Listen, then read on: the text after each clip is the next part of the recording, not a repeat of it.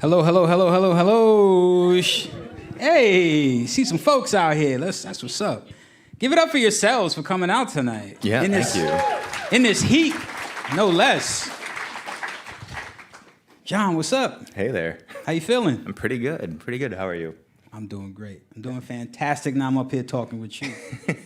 So, how are you liking Boston so far? I know you've been here before, but how you liking this trip? It's hot. Yeah. It's hot out here. Yeah.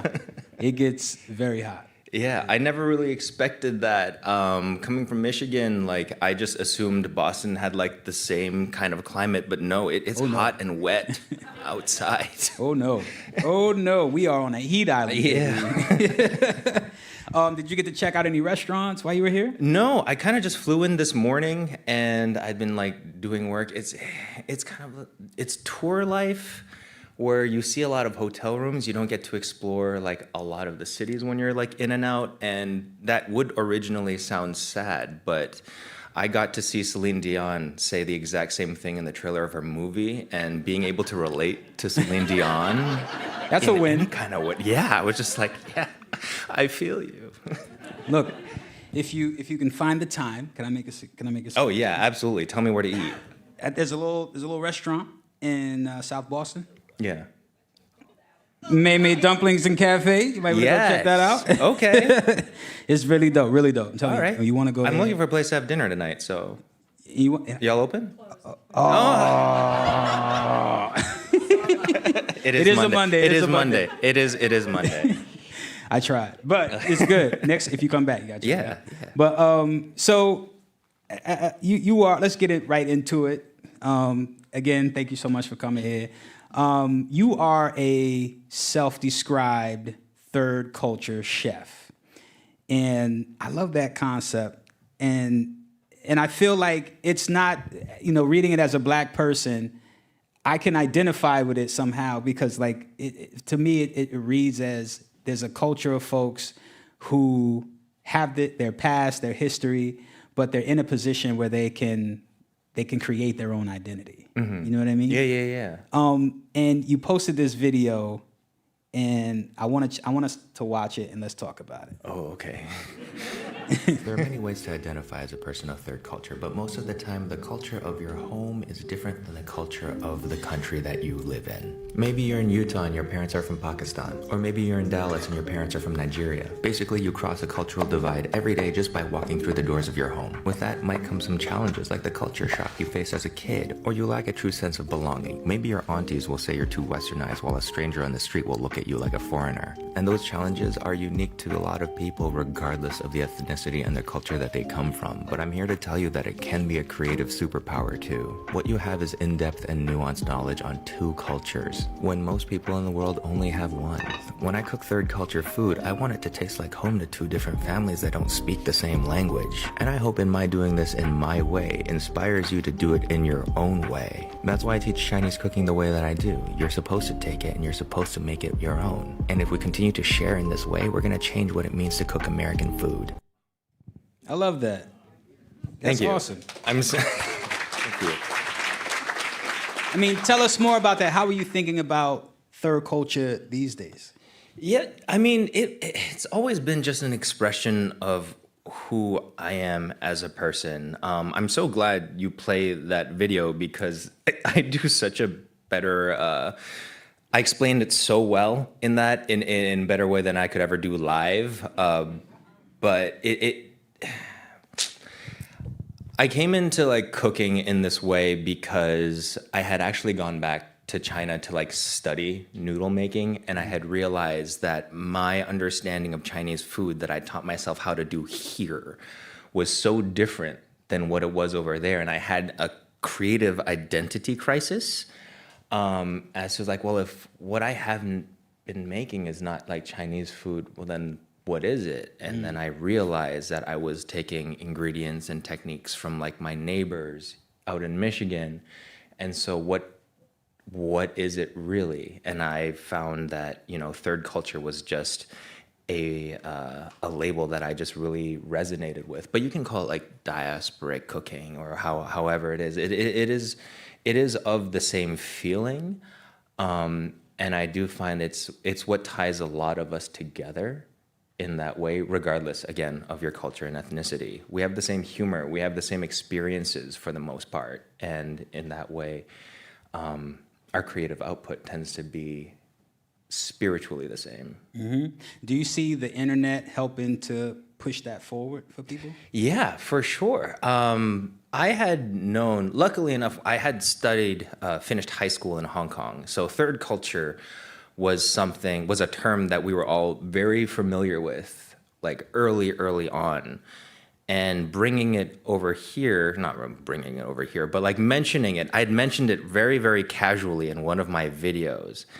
And so many people who like did not have that, but had that or grew up with that feeling all their lives was like, I didn't even know there was something like, there was like a word or a phrase that described the type of person I was. And I was like, yeah, we out here. Absolutely. That, and also, you know, with all that said, with your cooking, you advocate for breaking down barriers of so-called ethnic food, right? I say so-called because it's food. Yeah, yeah. And I want to play another video that got, I think it's your most popular video, 14.6 million views. Okay. Let's play that. Yeah.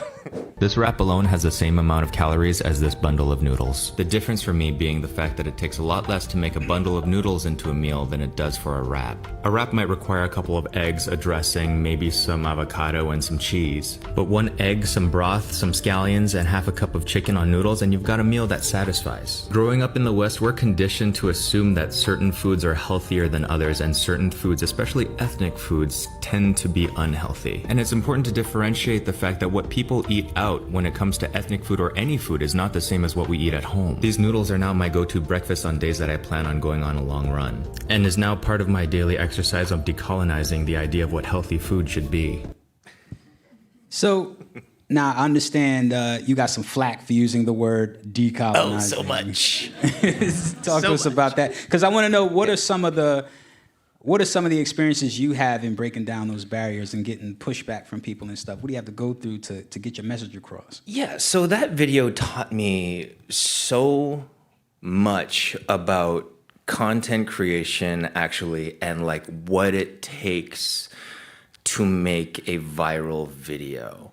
And I had no idea that that's what I was stepping into, but that's what happened. First lesson was like incomplete communication leads other people to fill in the gaps as they will, and generally they will make themselves very angry with how they fill in. I will admit, like watching that video now, like I don't think I conveyed exactly what my thoughts were fully. When I was making that video, because I was just like, it was like just something that I was like, oh, okay. I was looking at the nutrition label for like this health wrap that I was supposed to, and I was like, this is the exact same as a thing of noodles. And I was just like trying to just make the comparison that these things are the same nutritionally, but in our minds that one thing is healthier than the other because it is a veggie egg wrap. And then And then I realized like my intended audience was specifically the people who grew up having been told that like our food is unhealthy. And what I found, like how the people who were most outraged, to be quite frank, were just like white people in my comments. And I found that, like, well, I wasn't even talking to most of you. But You mean they inserted themselves in the conversation? No. Never. No, but I found it like it was, and then there was one very specific, because this was happening on TikTok, so people can make videos in response to your videos. And like I had people telling me like, well, I have a lot to answer for. Like, I think you owe us an explanation of what you meant by that. And I was like, I was literally not even speaking to you. Because when I said like talk about like decolonizing a mindset, like that is no one's work to do except for the people who have been colonized. And that part just skipped over the people who are just ready to be mad. And you just use the word decolonize. People are just ready to be mad. Whatever, I paid for my stove. So. Hey! There we go. Yeah. Now, another thing about that video, you're telling people to rethink what it means to eat healthy. Yeah. And speaking of eating healthy, Yeah. you're in great shape. Thank you. How do you balance cooking this good food, staying in shape? Because, I go to your page and I'm like, I don't know if I want to eat more or if I need to get in the gym. I don't know what I need to do. Yeah. One of my main things that I've been working on, like, since post-book was actually kind of showing people that there is room in their, like, fitness journeys or nutrition goals for their cultural foods. And I mean, like, just balancing it out with lots and lots of activity. Anything, can be healthy in a way, like if you literally run far enough. Like, but yeah, it has been something that I've been working on. Like, my focus mainly has been to, like, kind of de-villainize the ingredient, especially on places like TikTok and in short form media. You have people telling you, like, such and such sugar is bad, carbs are bad, seed oils are bad, and, like, you should never be consuming any of these things. And I've always been of the belief that anybody who tells you the word never is probably, like, just trying to sell you something else. Like, I went on a run yesterday, and, like, I felt like awful, but I knew that I had to get it done. And I felt like I had 3 miles in me, no more than that. Maybe it was going to be a run walk. And I just happened to stop by a kiosk that took Apple Pay, so I paid with my watch.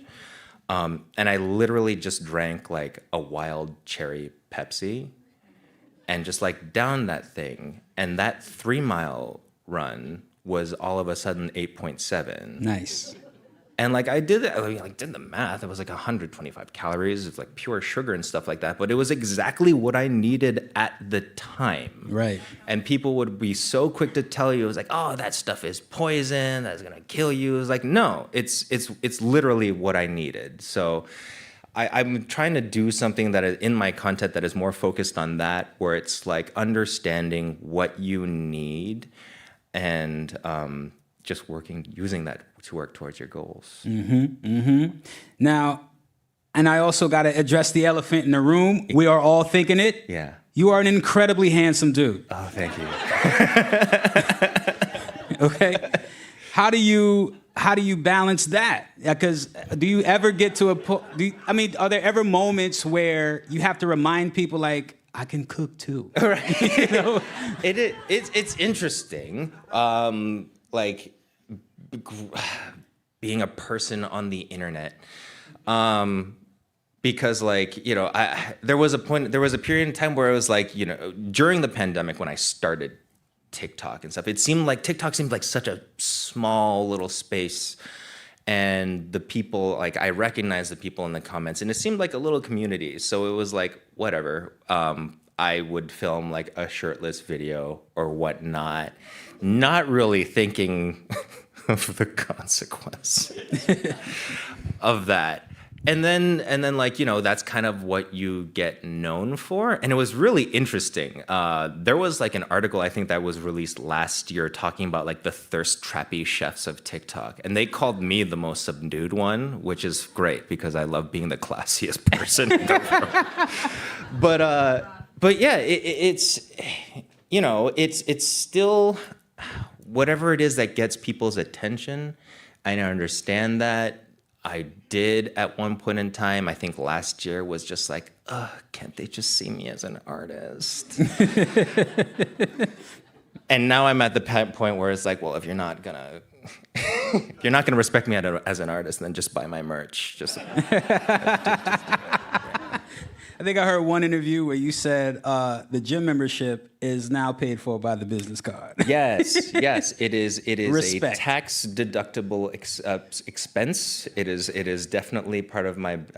It's part of my work now, and I think that to a certain degree has been beneficial because I kind of now see going to the gym as work. So now I'm a lot more regimented and a lot more inspired to go. Where it's all right, this is part of the job, and also I get to eat more when I'm done. So.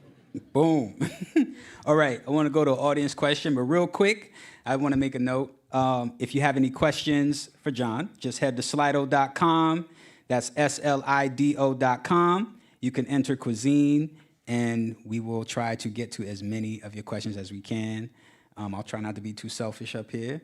But first audience question is, and this is perfect timing, is the volume too high on social media? Should people calm down, or is it part of the fun? I think everyone can stand to calm down a little bit. The problem with social media, and especially the realm that I inhabit, which I call short form media, is that we only have such a limited amount of time to grab your attention. And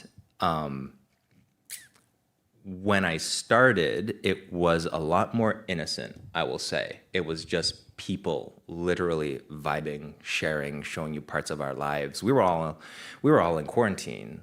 We were just being windows into other people's worlds, just trying to make a connection. And now people have figured out, now that it's monetized, people have figured out that joy is not what gets your attention the most effectively. You will comment, you're more likely to comment, engage, and watch a video over and over if they infuriate you in some kind of way. And I think that is this turning point is where we as consumers of content have to start doing the work, where we recognize, hey, this video is not actually bringing me joy. I'm not reacting to this in a positive way. I need to recognize the moment that this is happening and immediately scroll past and immediately ignore it until you find a video of really cute puppies or really delicious food. I mean, what are some other ways you take care of yourself? I mean, logging off is great. I like being outside, being in Detroit and in Michigan. We are just blessed with a gorgeous outside. And then I like to play with my dogs. Oh, your dogs are adorable. They are adorable dogs. I love how sometimes when you're cooking, you'll talk about the cheese or whatever it is while you're feeding them. And they're just give me the cheese. Right. Well, I want to take this moment to get into the cookbook. Yeah. Kung Food. Yep. So, as you know, me and the homie, Candace Springer back there, we tried out some recipes from the book. I saw. Yeah, and so I want to play it for the audience real quick. Kung. Yeah, but We're making a smashed cucumber salad. Daryl C. Murphy. This shit is smashed. Strength. Ooh! Look at that. Dropping them in. Don't want to burn myself. Oh shit. Whoops. Lumpia or lumpy? Lumpia. Shrimp and pork lumpia. With what? What is that you just put on it? With the avocado sauce. Scallion, oil, dim sims with lobster. That is nice. Yeah? Ding dongs, cream cheese. What's it called? Calico? Strawberry? Strawberry calpico. This is the highlight Strawberry of the night here. calpico. Where's the calpico? Or calpico. And hot dogs. This? And Fruity Pebbles. Oh, we didn't even talk about that. Rest in peace. That's good though. All right. He'll be like the cookie. Glam trash cake rangoons. This is definitely stoner food. Cheers. Cheers. That was hella fun. Yeah. And, first, the shrimp pork lumpias, out of this world. Lumpias are absolutely delicious. Yes. I mean, and I want to get to the glam trash cake rangoons, Okay. but I want to ask you about, I don't know, what is it like to put together a cookbook? What was that like for you? Like, how were you thinking through recipes? How were you choosing which recipes to share? Luckily for me, like I had been in the industry for probably close to 12 years at that point. So I had a small private kitchen in Detroit where literally every month I was just coming up with a new menu, completely new, just based off of seasons and stuff, like blah, blah, blah, blah, chef, all of that stuff. But it kind of made writing the book, that part of writing the book was quite easy, I found, especially like just revolving around a theme where I was looking not only like showcasing my own like diasporic cooking or third culture cooking, but showing examples of like diasporic cooking as it had spread across the world from the basis of China. So you had things like lumpia, Shanghai, dim sims from Australia, Thunder Bay bonbons, which are fried ribs from Toronto, just following like migration patterns and just like showing off like all of these things that we have like in common, and then just putting some kind of like twist on that, inserting like my own experiences into it. That part of it was so much fun, and so creatively fulfilling. And talk about choosing which ones to share, like, because I think with the glam trash rangoons, Yeah.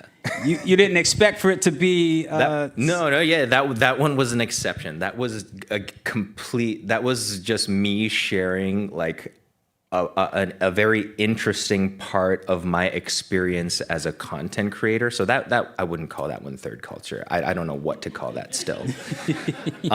But basically I was brought to LA by a large-ish network to do some like video and screen testing. And I'd never done anything like this. And they had rented out this beautiful Airbnb with this gorgeous kitchen and just started filming me. And I was being like fed lines by a person that was like not of my culture. And it was a very uncomfortable experience. But it did come with a cooking challenge, and that challenge was make something with a bunch of stuff that we found at this, I think they said gas station. And so like that part of it was really fun, but like because I felt like this book was also just a huge part of my journey as a content creator, I had to include that in the book. What I didn't expect was it to photograph really well and get like a full page spread in the book. And you got Fruity Pebbles on it. You got the colorful Fruity Pebbles. It is like objectively beautiful, but I was just like, this was supposed to be a footnote. Well, I will say, preparing it and going through that process, what I really liked was it put me on to Calpico. Yeah. And it got me to go to a grocery store I don't typically go to all the time. And also, after cooking and eating it, I was just like, I'm not mad at this. Yeah. No, it's not bad. It would have won whatever challenge it was supposed to be a part of. I'm pretty confident about that. But like, kind of like injecting that.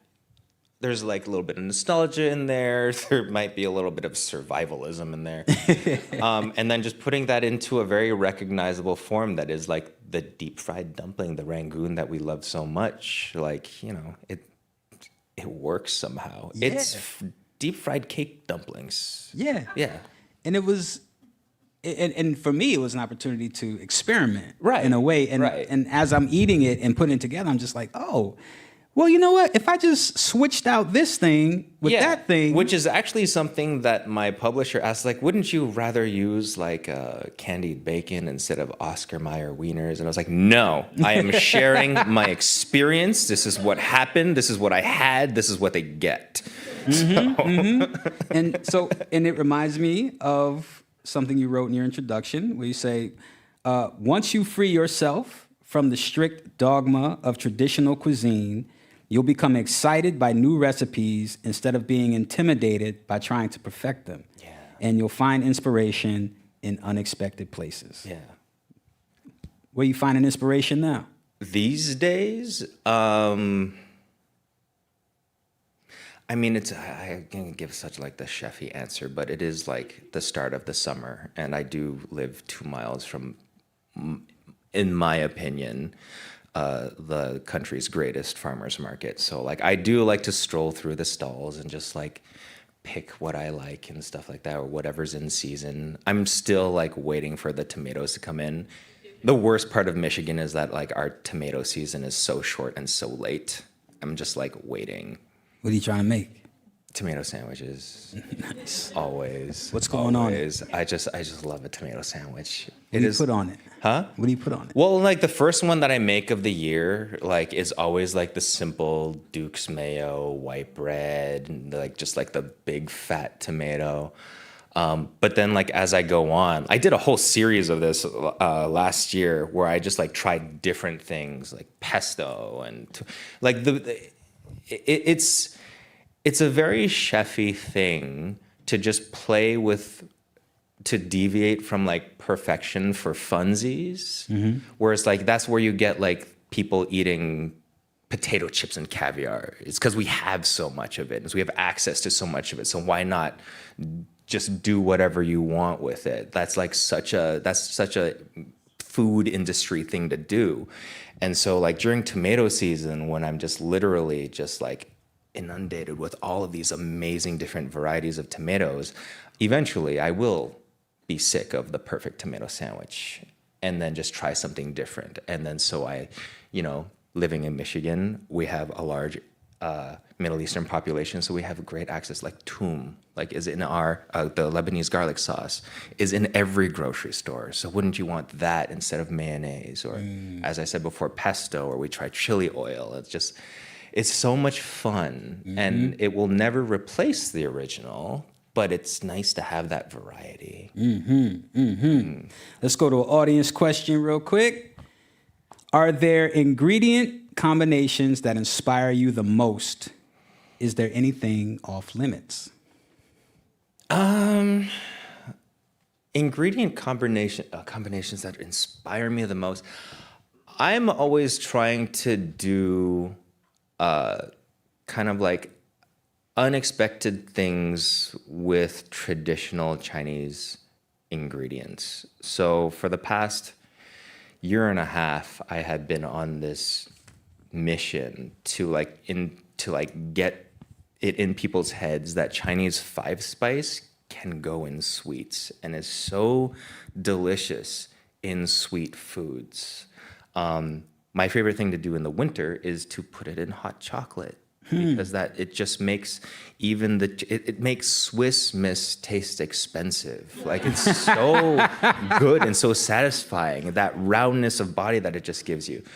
As far as like, is anything off limits? I don't know. I don't think so. I'm not trying to change. I'm not trying to redefine anything. I'm literally just trying to have a good time. So it's, but what would be off limits if that's all you're trying to do? Right. Yeah. Right. I mean, look, glam trash cake rankings. Exactly. You've made your case. I published that. And you are a self-taught chef. I love that so much. I love autodidactics. What was the first meal that put you on this path? Take us back to the beginning. Oh, I taught myself how to cook because I was in law school in Detroit, and there was no access to any kind of Cantonese cuisine, let alone like home cooked stuff. So I think like the moment for me was when I like steamed my first whole fish by myself. I don't remember like when it was. I just remember doing it, and I remember it not being bad. And I was like, oh my gosh, I can do this. I can survive here now. And like after that, I just started inviting people over and making food. And I kept continuing this this journey into this little self-education into Cantonese cuisine while I was studying law, and I realized cooking was so much more fun. And it also became a way of me reconnecting with my culture, which I feel like for a lot of people my age is what a lot of Chinese people, Chinese Americans will do if they don't have a very good grasp on the language. Because my Chinese is terrible, but I can eat. And so like I will pretty much be like recreating these dishes from like early memories in Hong Kong, and just like rebuilding these experiences based on like my childhood palate. And it was very, very like gratifying and fulfilling for me to go to the Chinese grocery stores and like buy jars that I had no idea what was inside some of these jars. But I recognize them, like maybe like it's something to do with the colors or whatnot.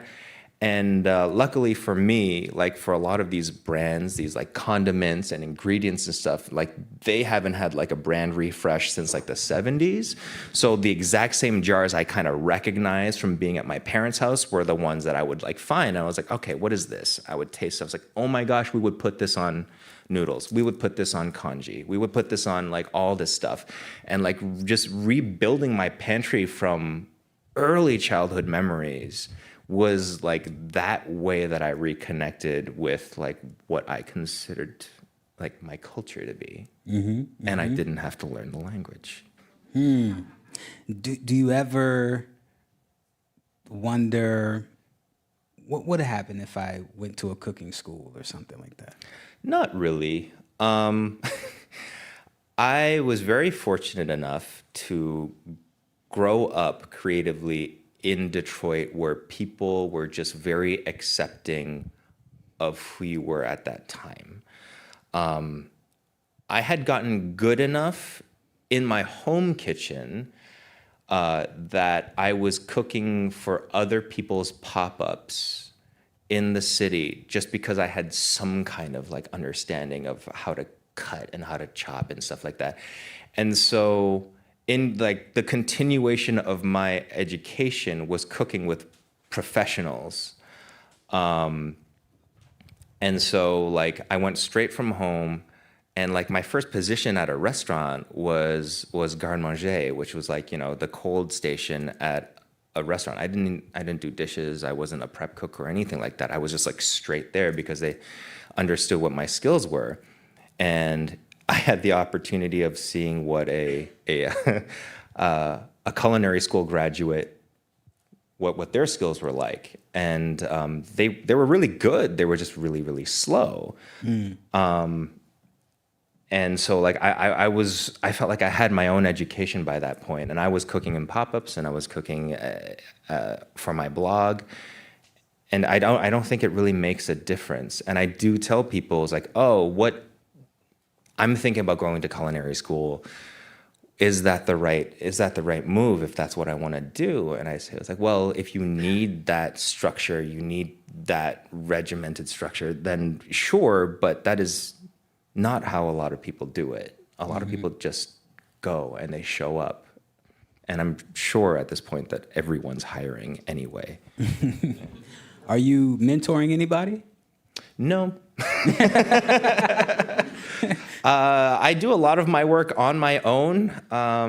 It's still, I don't know, as a content creator, it's hard to, I guess, like take in any kind of like mentor or mentees in that sense. I just I don't know how to go about doing it. I'm still very new to this part of life. I had a full kitchen staff in my previous life, but like in this one, I'm just like, well, who am I to like teach anyone anything? Even though It's what you do. yeah, I know it's literally what I do, but it's only been 4 years, and it just seems crazy to me that I'm even like sitting here right now, but I am. Maybe once I get over that, I'll take on an intern. Well, you say it's been 4 years. You started in the pandemic. How do you think about your success? I mean, we're still in the pandemic, but how do you think about your success coming out of that moment in our history? It feels very. I don't know how to feel about it, if I'm going to be quite honest. I've always like felt like things that happen this fast could very well be fleeting. So I'm just kind of like ready for it all to like disappear tomorrow, which is a very stressful way to live. But also, as I found, like, you know, there's elements, there's so many different like elements to this life. There's small business ownership, because that is what this is in a way, and I'm no stranger to that. But then there's like minor celebrity and being recognized, and I'm still getting used to that part, really. Yeah. And this strange air of like relevance that needs to be maintained. I came here fully expecting like, oh, my book came out like almost a year ago. Like who's coming to see me still? Because I spend most of my time alone. I don't know who's watching. I don't know if anyone's watching. So I'm very grateful for you guys to show up. Thank you so much, by the way. But yeah, I was like, I have no clue, and I don't know what to expect. But I guess it's good. I suppose that would keep me on my toes and like keep me creating. But yeah, that's the general vibe of my existence right now. I mean, you're a new kind of celebrity. You're like the social media celebrity, you know? In a way, yeah. Yeah. Well, speaking of which, one of your earlier videos, because you use your platform to kind of respond to people's to the haters, and you have one where somebody says something like, "Make avocado toast." Oh, and that's what you did. Let's play it. That sounds lovely. Let's make some toast. Do you know what I love about toast? It's just so easy to make. Do you know what's not easy to make? Youth, relevance. Now, some people, they go on to trade their youth for class, grace, elegance. While others, they tried to cling on to it so hard that their palms bleed because their nails are sharper than their wit. You got some blood over there. You know what the best thing about answering comments like these are? It's cathartic. Like a petty punching bag. I don't know you. I only see the stupid and the ugly that comes from comments like these. And I can't attack you personally, but I can go for that ugliness. Your anonymity protects you, which is good because others can't come for you either, and we're not here to bully. So I hope you enjoyed this. It was made just for you. But to me, that was delicious.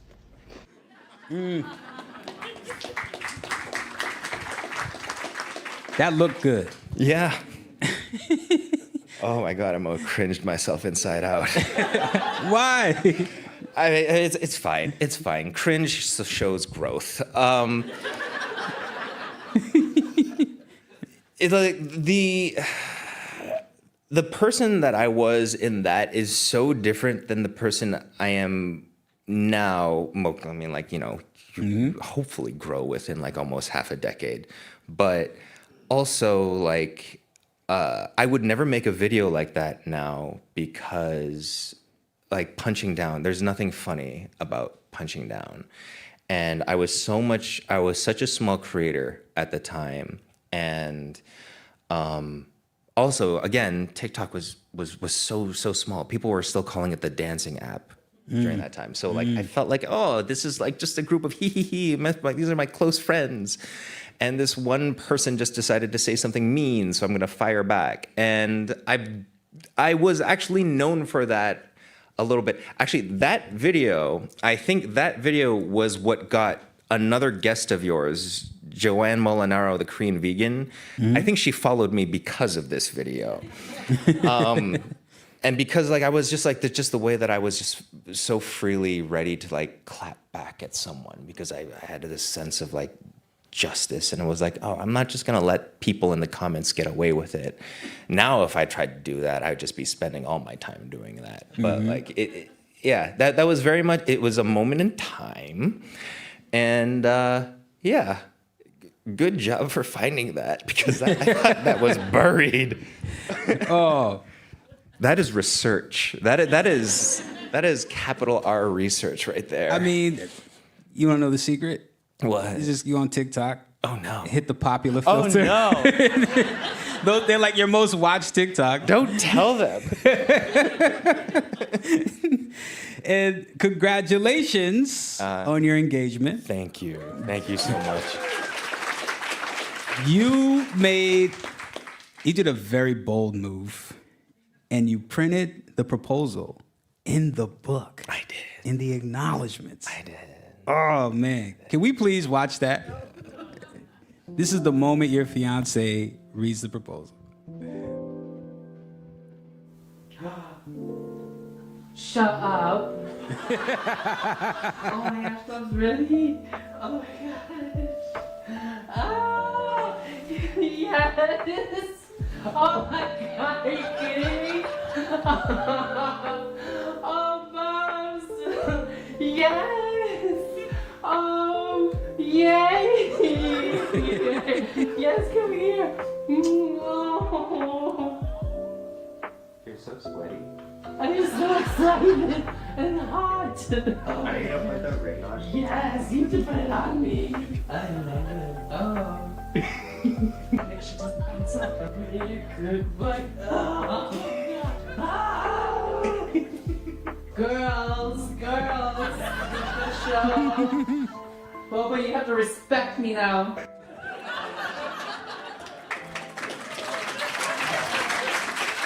That's a beautiful video. And I love how you just have the ring, you just kick back. Watch your work. Tell how has your relationship helped you in your career?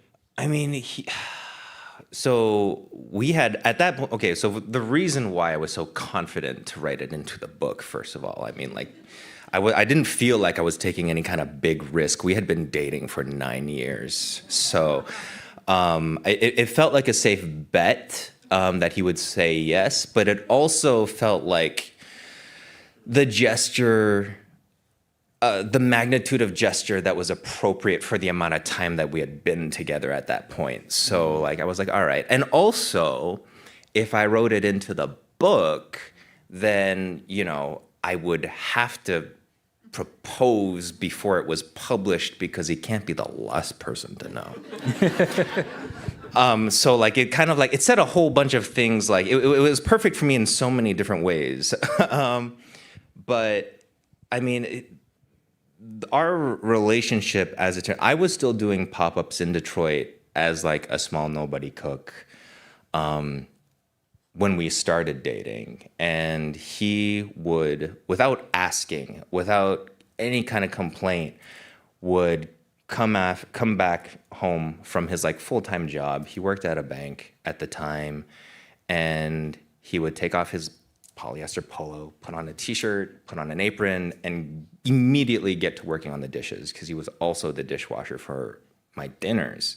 And I told him, I was like, you know, I can pay somebody. He was like, no, I'd rather like, you know, this be something that, you know, we kept within our business. We save money as where we can. And also it was like it was the only thing that he could do, because he was not going to help in the kitchen.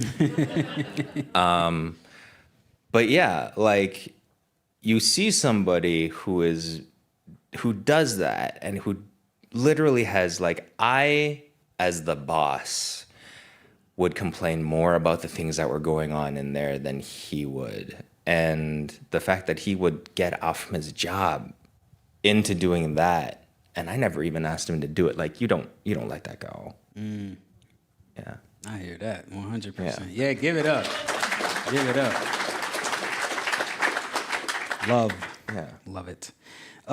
Audience question: how do you feel your existence as a queer person and your relationship with, they say Little John? Is that? Yeah. Has affected your experience in the food world and your food? Yeah. So I guess we should note too that we're both named Jonathan, and he is shorter than me. Hence the name Little John. Everybody calls him that, and he likes it. So, how was my experience as a queer person? How do you feel your existence as a queer person and your relationship with Little John has affected your experience in the food world and your food? Oh, yeah. Okay, so I was very fortunate enough to have been in, like, early on, like when I was like 19, my friend group happened to be comprised mostly of older Detroit drag queens who taught me so much about being creative and queer.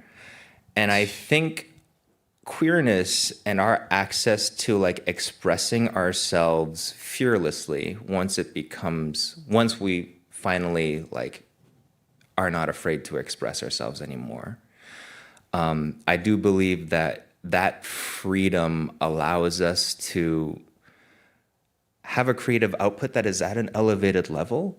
It is a level that is accessible to everyone. But when you have been so suppressed and so afraid for so long in your life, and then finally you're able to just like let it all out, I think that does make you a little bit more fearless as a creative person in general. So if you have that to tap into, you're just willing to take risks and you're willing to like not have certain boundaries imposed on you. And that is totally reflective on like the things that I make. I can't point to exactly what it is that I make, but like, you know, just starting off at that point, I think it is an advantage that we have. And it is like kind of like a gift that we are given. Hell yeah. Yeah, give it up. Give it up. I want to get into your hometown, where you at right now, where you're based. Yes. Detroit. I see you smiling. You love Detroit. I do. I love it so much. I love that You place love so it. much. You developed there as a chef. And I remember in an interview you said something like, if you tried the stuff that you were doing in Detroit in another city, it wouldn't work out as well. No. It was an incubator for you. Yeah.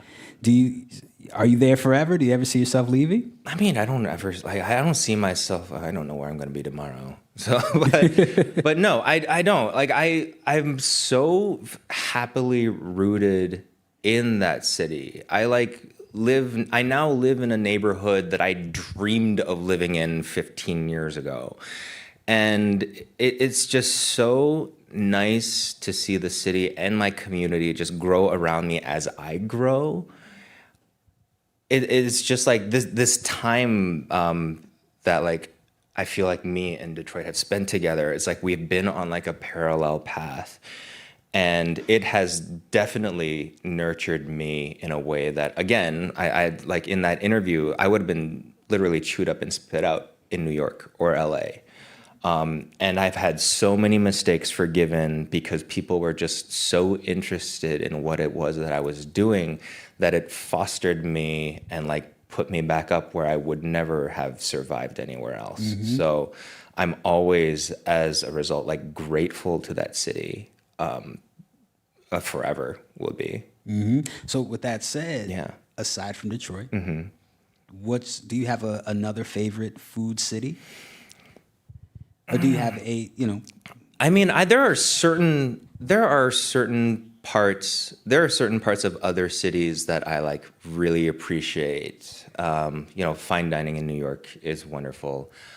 Small family businesses in Los Angeles is one of my probably like my favorite food cities. I think LA is like oddly enough underrated as a food city because you have like such they have to deal with like the glamour of New York and San Francisco and stuff like that. But like street tacos, Koreatown, places where it's like it will really help if you spoke their language so you knew what to order, what the good stuff is. But like you cannot get food of that caliber at that price point, at that accessibility. Like I feel like anywhere else within proximity of each other. That being said, like I love the access that being in the Midwest gives you. If you are a cook and if you love to cook, being in Michigan is very spoiling in the weirdest ways because like I wrote that cookbook in Michigan. Like everything that I got in every ingredient, every bit of produce, like that came from there. And I still get people asking me like in cities that I would assume that have a much higher level of access. Like, well, where do you get this? And I was like, well, at the store where you get that. Like, what are you talking about? Like, but you know, if you live in a bigger city at this point, you can get it probably delivered. So. Mm-hmm, mm-hmm. And you know, speaking of these cities, thinking about Detroit here, Detroit has undergone a lot of gentrification. Mm-hmm. What are the issues in Detroit right now that concerns you? Seeing the city like come up, or at least the downtown come up in the way that it has. I've been in Detroit for about close to 16 years now, and it is completely unrecognizable than when I saw it at first. I think we need people who are coming into the city need to have an understanding of like what gentrification I believe actually is. And gentrification is like terraforming a community to suit your purposes and your comfort.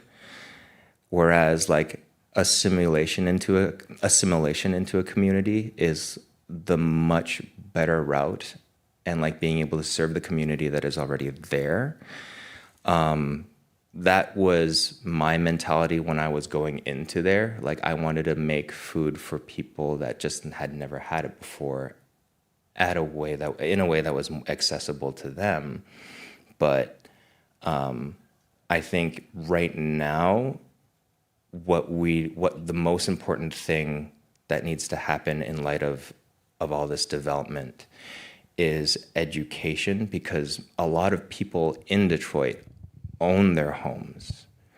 They don't know how much it's worth, but they need to know so that they can make an educated decision based on like what to do with it, because a lot of people are finding the city very, very attractive right now, and at the very least those people definitely deserve to be paid for it.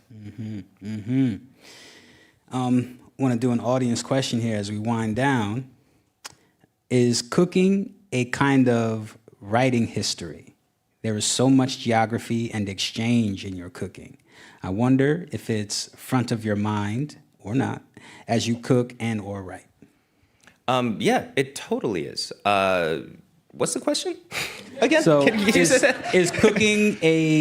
is cooking a kind of writing history, like for cooking for you? Like, Yeah, I you mean, find like yourself- food, dishes, like all of it. It is. There's so much history in a dish, and you if you go far enough back into any dish, any ingredient, you can see like the paths to human exploration. You can see how you can see the works of globalization. You can see the works of like culture sharing. You can see the way that people have survived, how civilizations have survived. It is all distilled, especially in traditional foods and ingredients that, quite frank, like we take for granted. I think it is one of the most interesting parts of like what I do, whereas like I see a lot of chefs like kind of like blow their own horns in the dishes that they make, as kind of like a testament to their own creativity. But it is so much more interesting, I think, to talk about the history of something Whereas like the narrative is almost already built into the thing that you're making and giving credence to the people that had like, come and made this dish possible. And then of course, if you have like your own spin or your own interpretation of it, yeah, you can mention that later on, but like giving a full history of where something came from and what your inspiration was is like the best part of sharing food. And I feel like, to your point, if you can't afford to travel, just go to a restaurant. Go eat, yeah. Go to a different restaurant.